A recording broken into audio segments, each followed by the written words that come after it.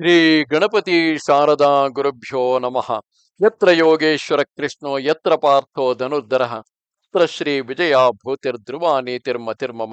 ಶ್ರೋತೃಗಳಿಗೆ ಶ್ರೀ ಅಳಸಿಂಗರಾಚಾರ್ಯ ವಿರಚಿತ ಶ್ರೀ ವ್ಯಾಸ ಮಹರ್ಷಿ ಪ್ರಣೀತ ಶ್ರೀಮನ್ ಮಹಾಭಾರತದ ಉದ್ಯೋಗ ಪರ್ವದಲ್ಲಿ ಭೀಮನು ದುರ್ಯೋಧನನನ್ನು ತೃಪ್ತಿಗೊಳಿಸುವುದು ಅಸಾಧ್ಯವಾಗಿದ್ದರೂ ಹೇಗಾದರೂ ಸಂಧಿಗಾಗಿ ಆದಷ್ಟು ಪ್ರಯತ್ನ ಮಾಡಬೇಕೆಂದು ಕೃಷ್ಣನಿಗೆ ತಿಳಿಸಿದುದು ಎಂಬ 23ನೆಯ ಅಧ್ಯಾಯಕ್ಕೆ ಸ್ವಾಗತ.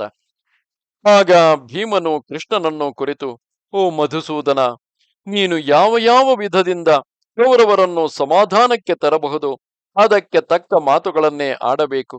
ಅವರಿಗೆ ಯುದ್ಧದ ಭಯವನ್ನೇ ನೀನು ತೋರಿಸಬಾರದು.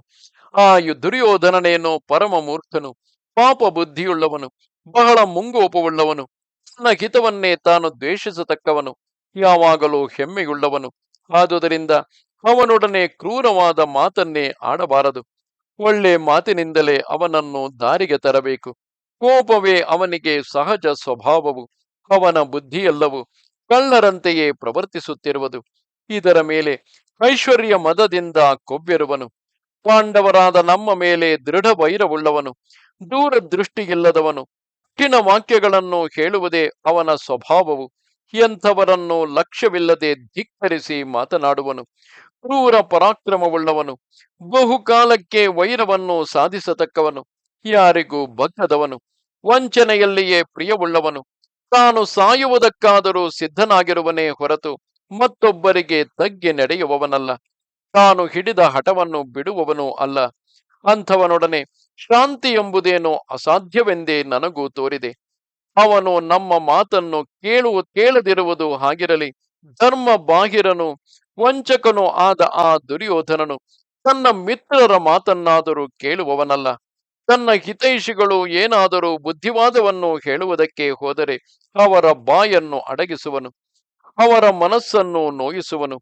ಹುಲ್ಲಿನಲ್ಲಿ ಮರೆಸಿಕೊಂಡಿರುವ ಸರ್ಪದಂತೆ ಅವನು ತನ್ನ ದುಷ್ಟ ಸ್ವಭಾವಕ್ಕೆ ವಶನಾಗಿ ಪಾಪ ಕಾರ್ಯದಲ್ಲಿಯೇ ಪ್ರವರ್ತಿಸುವನು.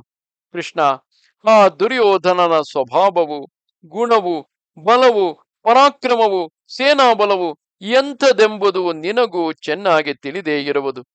ಇದಕ್ಕೆ ಮೊದಲು ಕೌರವರೆಲ್ಲರೂ ತಮ್ಮ ಬಂಧುಗಳೊಡನೆ ನಮ್ಮಲ್ಲಿ ಪ್ರಸನ್ನರಾಗಿಯೇ ಇದ್ದರು. ನಾವು ಅವರಲ್ಲಿ ಹಾಗೆಯೇ ಇದ್ದೆವು. ಪ್ರಭುವಾದ ಇಂದ್ರನನ್ನು ದೇವತೆಗಳು ಹೇಗೋ ಹಾಗೆ ನಾವು ಆ ಧೃತರಾಷ್ಟ್ರನನ್ನೇ ಮುಂದಿಟ್ಟುಕೊಂಡು ಬಂಧು ಮಿತ್ರರೊಡನೆ ಸಂತೋಷದಿಂದಲೇ ಇದ್ದೆವು. ಬೇಸಿಗೆಯ ಕಾಲದಲ್ಲಿ ಅಗ್ನಿಯಿಂದ ಕಾಡುಗಳು ಹೇಗೋ ಹಾಗೆ ದುಷ್ಟನಾದ ಆ ದುರ್ಯೋಧನನ ಕೋಪದಿಂದ ಈಗ ಭರತ ವಂಶವೇ ದಗ್ಧವಾಗುವ ಕಾಲವೂ ಬಂದಿದೆ. ಓ ಮಧುಸೂದನ, ತಮ್ಮ ಜ್ಞಾತಿಗಳನ್ನು ಮಿತ್ರರನ್ನು ಅವರವರ ಬಂಧುಗಳೊಡನೆ ಸೇರಿಸಿ ನಿರ್ಮೂಲ ಮಾಡಿ ಅದರಿಂದ ಹೆಸರುಗೊಂಡವರು 18 ಮಂದಿ. ಅಸುರರು ಪ್ರಬಲರಾಗಿ ಧರ್ಮಕ್ಕೆ ನಾಶಕಾಲ ಉಂಟಾದಾಗ ಕಲಿಯು ತಲೆ ಎತ್ತಿತು. ಆಗಿನಿಂದಲೇ ಇಂತಹ ದುಷ್ಟ ಕ್ಷತ್ರಿಯರ ಪ್ರಾಬಲ್ಯವು ಅಧಿಕವಾಯಿತು. ನಮ್ಮ ಜ್ಞಾತಿ ಮಿತ್ರರನ್ನು ಕೊಂದವರು ಯಾರೆಂದರೆ ಶ್ರೀಹಯರಲ್ಲಿ ಉದಾವರ್ತನು, ನೀಪರಲ್ಲಿ ಜನಮೇಜಯನು, ತಾಳಜಂಘರಲ್ಲಿ ಬಹುಲನು, ಕ್ರಮಿಗಳಲ್ಲಿ ಮಹಾಗರ್ವಿಯಾದ ವಸು, ಸುವೀರರಲ್ಲಿ ಅಜಬಿಂದು, ಸುರಾಷ್ಟ್ರರಲ್ಲಿ ಋಷರ್ಧೀಕನು, ಬಲಿಹರಲ್ಲಿ ಅರ್ಕಜನು, ಚೀನರಲ್ಲಿ ಧೌತಮಾರಿಕನು, ವಿದೇಹರಲ್ಲಿ ಹಯಗ್ರೀವನು, ಮಹೌಜಸ್ಸುಗಳಲ್ಲಿ ವರಾಯು, ಸುಂದರ ವಂಶರಲ್ಲಿ ಬಾಹು, ದೀಪ್ತಾಕ್ಷರಲ್ಲಿ ಪುರೂರವಸ್ಸು, ವೇದಿಗಳಲ್ಲಿಯೂ ಮತ್ಸ್ಯರಲ್ಲಿಯೂ ಸಹಜರು, ಪ್ರವೀರರಲ್ಲಿ ವೃಕ್ಷಧ್ವಜನು, ಚಂದ್ರವತ್ಸರಲ್ಲಿ ಧಾರಣನು, ಮಕುಟರಲ್ಲಿ ವಿಗಾಹನನು, ನಂದಿ ವೇಗರಲ್ಲಿ ಶಮನೆಂಬುವನು.